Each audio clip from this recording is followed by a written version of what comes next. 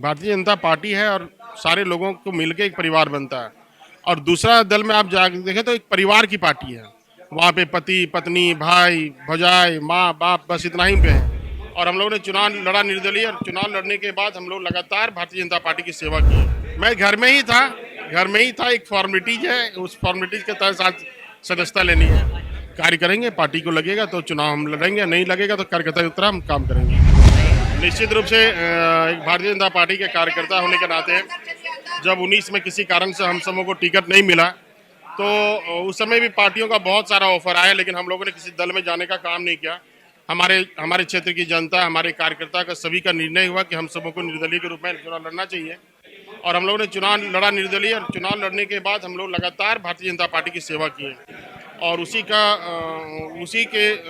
परंपरा को आगे बढ़ाते हुए एक पार्टी की फॉर्मेलिटीज है कि पार्टी की सदस्यता लेनी है, तो आज उसी के निमित्त हम लोग सदस्यता लेने के लिए आए हैं।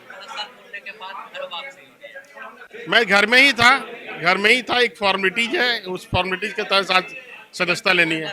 अमित जी, विधानसभा चुनाव नजदीक है और ऐसे में बीजेपी का दामन थाम रहे हैं, क्या टिकट की उम्मीद है इस बार?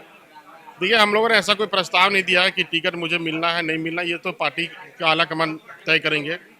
और अगर पार्टी चुनाव लड़ाती है तो अच्छी बात है, नहीं भी लड़ेंगे तो हम कार्यकर्ता होने के नाते पार्टी की सेवा करते रहेंगे। झारखंड सरकार में सहयोगी दल जेएमएम और कांग्रेस का दावा है कि हेमंत सोरेन लगातार योजनाएं ला रही है, चाहे हम बात करें महिला सम्मान योजना या अधिवक्ताओं को पेंशन देने की बात, तो इस तरह की बीजेपी वापस। देखिए, सारे लोग झारखंड के लोग इतना बेवकूफ नहीं है, सारे लोग जान रहे हैं।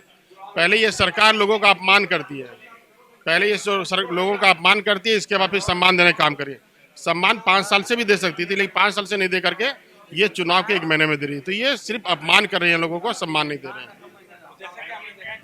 क्या लगता है, जिस तरह से आप पिछले बार टिकट ना मिलने के वजह से थोड़े से नाराज हुए थे, अब फिर वापसी हो रही है, तो आगे का क्या रास्ता रहेगा आपका?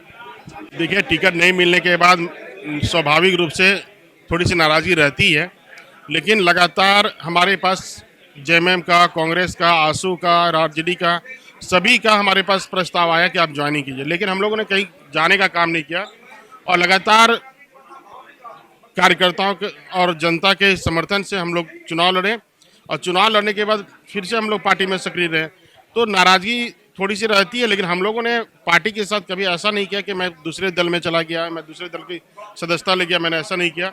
और चुनाव जीतने के पहले भी, हारने के बाद भी, उसके बाद भी, जीतने के बाद लगातार हम लोग पार्टी में रहे, और एक कार्यकर्ता की तरह हम लोग पार्टी में रहे, और भविष्य में भी पार्टी के कार्यकर्ता के साथ काम करेंगे। क्या कुछ बात हुई है कि विधानसभा चुनाव में इस बार वैसी स्थिति नहीं होगी आपके सीट पर बरकट्टा में? ऐसा हम लोगों ने कोई प्रस्ताव नहीं दिया है, और हम लोगों ने ऐसा कुछ तय नहीं किया। हम बस पार्टी के कार्यकर्ता के रूप में हम लोग कार्य करेंगे, पार्टी को लगेगा तो चुनाव हम लड़ेंगे, नहीं लगेगा तो कार्यकर्ता की तरह हम काम करेंगे। नहीं लगेगा तो फिर अलग जाकर बाहर से समर्थन दे सकते हैं? नहीं, ऐसा कुछ नहीं, हम बार नहीं, बिल्कुल नहीं। क्या कहेंगे, लगातार कुनबा बढ़ रहा है भाजपा का, पहले चंपई दादा, लोबिन हेम्ब्रम, आप, और लगातार ज्वाइनिंग हो रही है। देखिए, भारतीय जनता पार्टी है, ये भारतीय जनता पार्टी है और सारे लोगों को मिलकर एक परिवार बनता है। और दूसरा दल में आप जाकर देखें तो एक परिवार की पार्टी है। वहाँ पे पति पत्नी भाई भौजाई माँ बाप बस इतना ही पे है, उससे वो बाहर निकल ही नहीं पाता है। अब लोगों को, और भी लोगों को अगर मौका नहीं देंगे आप, लोगों को अपमानित करेंगे आप, तो निश्चित रूप से विश्वास तो टूटेगा ही लोगों का।